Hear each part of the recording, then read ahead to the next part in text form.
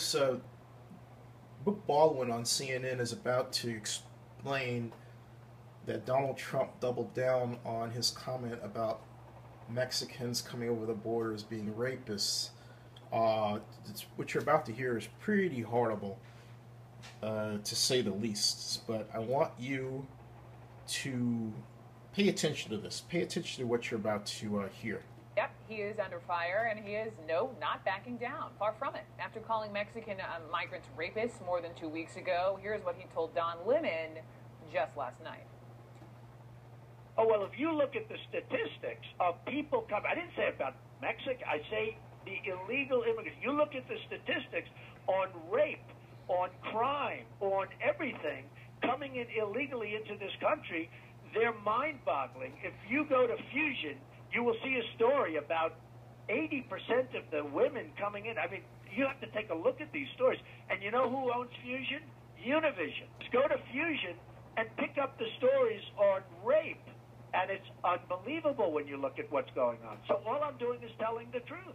I've read the... Now, right here, Don Lemon is about to really shut down Donald Trump intellectually, but it's not enough. Listen to this. I read the Washington Post, I read the Fusion, I read the Huffington Post, and that's about women being raped. It's not about criminals coming across the border or entering the country. Somebody's doing the raping, Don. I mean, somebody's doing the, you're saying it's women being raped. Well, who's doing the raping? That's horrible stuff. Who's doing the raping? I mean, how can you say such a thing? That's horrible stuff.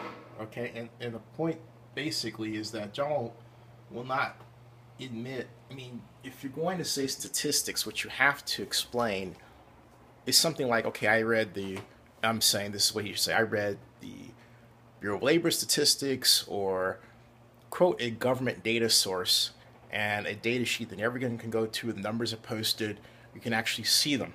He's not doing that. He's resorting to